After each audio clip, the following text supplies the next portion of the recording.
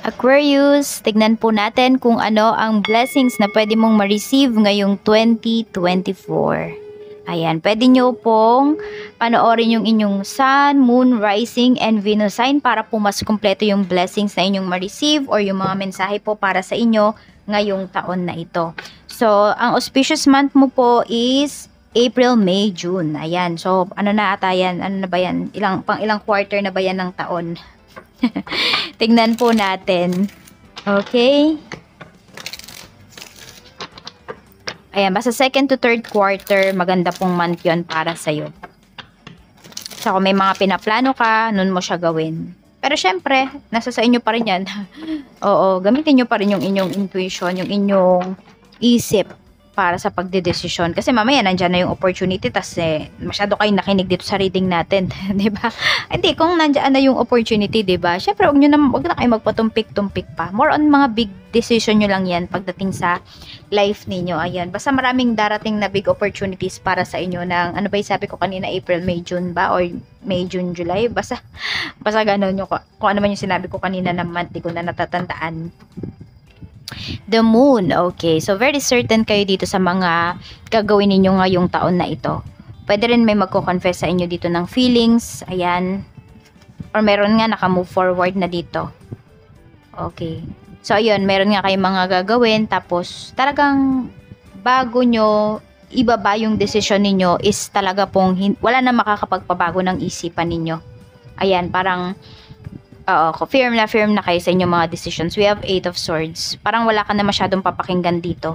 Aquarius, yun yung nakikita ko sa'yo. Siguro sabihin natin itong 2023 is madami kang kinonsider, marami kang mga pangarap mo na procrastinate mo, na tinigil mo, hininto mo muna kasi nagbigay daan ka para sa ibang tao. So, but this 2024, pwede po na, ayan, parang wala ka nang papakinggan dito. The Lovers. Okay, so pwede rin na merong ikakasal dito ngayong taon. We have 8 of Pentacles. Yung iba naman sa inyo, pwede po na makikilala nyo na yung soulmate ninyo ngayong taon na ito. Pero alam mo, tuloy-tuloy po yung trabaho mo dito, tuloy-tuloy yung dating ng pera mo. Some of you, mas magiging malago pa yung inyong kaperahan. Ayan po. Depende ito sa magiging partner ninyo or sa makakasama ninyo sa buhay. Kaya pili kayo talaga ng taong makakatulong po sa inyo. Hindi lang yan financially. Hindi lang financially yung sinasabi ko dito. Even emotionally. Yung tao na hindi kayo bibigyan ng stress. Or sabihin natin, meron kayong peace of mind doon sa inyong relationship. Kaya kung merong mga relationship dito na wala kayong peace of mind, yung tipong hindi nyo lang makita kung ano-ano na yung iniisip ninyo, baka may iba na, etc. etc. Nako, alisan nyo po yung ganyang relationship. Kasi pwedeng nagbibigay yan sa inyo ng negative or nabablock ba yung mga blessings na dapat ay dumarating po sa inyong buhay. Tingnan natin. We have miracles. Expect the wonders to emerge. Ayan po, may mga miracles. Okay, madaming miracles ka talaga na masasaksihan, Aquarius, ngayong taon na ito. Some of you, parang kayo yung iba sa inyo ha, kayo yung parang magiging miracle sa buhay ng ibang tao. Ayan po, parang meron kayong magagawang kabutihan sa ibang tao, tapos yun, parang may mga tao dito na hopeless na, tapos makakausap ka nila, or mabibigyan mo sila ng advice, matutulungan mo sila, and everything will change pagdating sa kanilang buhay. Mayroon tayo ditong navigating by the stars. Ayan po. So, kung ano man tong sisimulan mo, ano man tong firm na firm ka sa decision mo, ituloy mo talaga yan. Okay? Sabi ko nga sa inyo, meron kayong mga decisions na gagawin na hindi na po mababago talaga yung isipan ninyo kahit ano pa sabihin ng ibang tao sa inyo. Kasi kayo mismo sa sarili ninyo is kaya nyong mag-decide. Alam nyo yan. We have grace and gratitude. Through gratitude, joy expands. Ayan po. So, thankful naman kayo sa mga taong concerned sa inyo. Magiging thankful din kayo sa mga blessings na marireceive ninyo. Nakikita ko sa inyo dito is it's either lagi kayo nagpe-pray, Aquarius, o kaya naman you always say thank you even sa maliliit na bagay na nare-receive mo or ginagawa ng ibang tao para sa'yo. Ayan, so sobrang madami ding matutuwa sa'yo dito ngayong taon na ito. Pero syempre, dahil hindi lang porket maraming natutuwa, ayan ay hindi na kayo mag-ingat. Medyo mag-ingat din kayo dito kasi pwede rin naman na may mga tao dito na mag-evil eye sa inyo. So, ingat-ingat lang talaga. Meron tayo ditong watching clouds. Ayan, lay back, rest, and relax. Nautal-utal pa ano. Ayan po. So, ayan, madami din kayong pahinga dito. Meron tayo ditong overcoming obstacles. You can overcome anything. So, ayan po. Madami din kayo ditong mga, sabihin natin, mga challenges na kakaharapin. But, kayang-kaya nyo po itong lagpasan. Okay? Magtiwala kayo sa inyong sarili.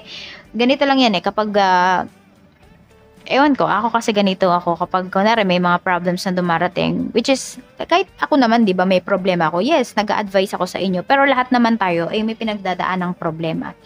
Tinatanong ko yung sarili ko, ano yung tinuturo nung problem na to? Ano yung lesson na makukuha ko dito? Yun yung tinatanong ko lagi sa sarili ko. Tapos ayun yung iniisip ko. Tapos pag nakita ko na yung diba, nakita ko na yung lesson na tinuturo sa akin, naisip ko na kung ano yun, nahimay ko na, tsaka ko gagawin kung ano yung approach para maayos yung isang problema na yun. So ganun yung ginagawa ko. Try nyo kasi mas mabilis talaga na magagawa ninyo ng solusyon yung inyong mga problems. And dapat i-accept niyo kung ano yung nangyayari sa inyo. Oo, accept nyo, tapos himayin nyo, ano ba yan, ano ba yung nangyayari, ano yung tinuturo sa inyo. Tapos siya kayo gumawa ng approach. So, ayan, tignan natin kung ano pa ang mensahe para sa'yo. Spirit guide. Ayan, tignan natin. So, pwedeng may magve-vacation pala dito. Or pwedeng makakabili na yung iba sa inyo. Hindi ko alam kung meron ba kayong biniling mga properties nitong mga nakakaraang taon or last year. Pwede po na maayos nyo na yan. Basta meron kayong mga gagawin na project dito. Medyo may pagkakagastusan kayo, Aquarius, pero mababawi nyo naman. Tignan natin ano pa yung mensahe para sa'yo. Spirit guide, blessings pa po natin for Aquarius. Blessings pa po natin for Aquarius. Spirit guide, meron tayo ditong internet. Ayan yung iba sa inyo. Hindi to instant money ha. Pinapakita sa inyo dito, ayan po. Through the internet, pwede kayong kumita. So, ayan, nagbablog ba yung iba sa inyo? Nagre-reels ba kayo? Ayan po, ituloy-tuloy nyo yan kasi pwedeng 2024 is dyan na kayo hahakot. Magtiyaga talaga po kayo dito. Tapos meron din work from home. Baka mag-work from home na yung iba sa inyo dito. We have naked. So, ayan. Okay. Yung iba naman dito, hindi ko alam kung nagmo-model ba kayo. Ayan po, isa din yan. Pwedeng pagkakitaan ninyo. Tapos yung iba naman po, pwedeng nananahi. Kasi meron tayo ditong naked. So, pwedeng nananahi kayo ng mga damit. Ganyan. Basta more on clothes, shoes, bags, mga accessories. Meron tayo ditong mountain. Meron tayong hill, reach your goals. Ayan po. So, talagang ipo-pursue nyo talaga yung goals ninyo ngayong taon na ito. So, i-go nyo na talaga yan, Aquarius. We have dance, may celebration din tayo dito. We have back, so pwedeng meron kayong, hindi ko alam kung sa birthday season nyo, marami ba kayong marireceive na gifts, o kaya naman, pwede kasi na ito, may the lovers tayo dito. So, yung iba sa inyo, pwedeng ikakasal ngayong taon na ito. So, perfect time nga. I mean, hindi perfect time. Perfect year to para magpakasal. Sabi nila, yung 2024, kasi pag plinas mo yan, 'di ba? Inad mo yan lahat, yung 2024 is ang equivalent niyan is 8. So infinity. Ayan, actually may nakakamiss sa iyo dito. Some of you water signs yung nakakamiss sa inyo. Ayan po. Ayan, meron dito nakakamiss sa inyo. And for some of you naman, dahil nga meron tayo ditong the lovers, ayan po. Pwedeng meron talaga ngayong taon na ito ay ikakasal. So, ayan po. At tignan pa natin pala ano pa ang mensahe para sa'yo. Message pa po natin, Spirit Guide for Aquarius. Okay, isa lang po, Spirit Guide. So, ito yung kuhanin natin. Sexual union. Honor the place in one another where you are one eternal soul.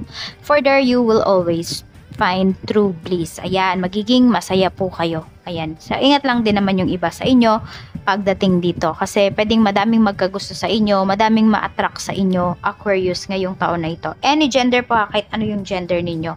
So, ingat lang kayo kasi baka meron kayong mga indecent proposal dito. Diba? We have naked here. So, ayan. Tas meron pa tayong internet money. Kaya yung iba sa inyo, pwede nyo talagang pagkakitaan yan. So, medyo mag-ingat kayo. Okay? So, tignan natin ano pa yung mensahe. I will not go into details na kasi medyo maselan si YouTube sa mga ganyang bagay. Kaya, ingat sa mga pagsasalita. Sometimes, I stay awake thinking about you. Ayan, di ba sabi ko sa inyo, may nakakamiss po sa inyo. O kaya naman baka kayo to, meron kayo laging iniisip-isip na tao ngayong taon po ng 2024. So yan lang po ang mensahe para sa'yo. Maraming salamat. Yan po yung mga blessings mo. Ingat ka always, Aquarius. More blessings to come para sa'yo ngayong 2024. Enjoy mo itong 2024 na ito at i-push mo na yung mga goals mo na parang hindi mo binigyan ng time nitong nakaraang taon. Yan lamang po. Bye-bye!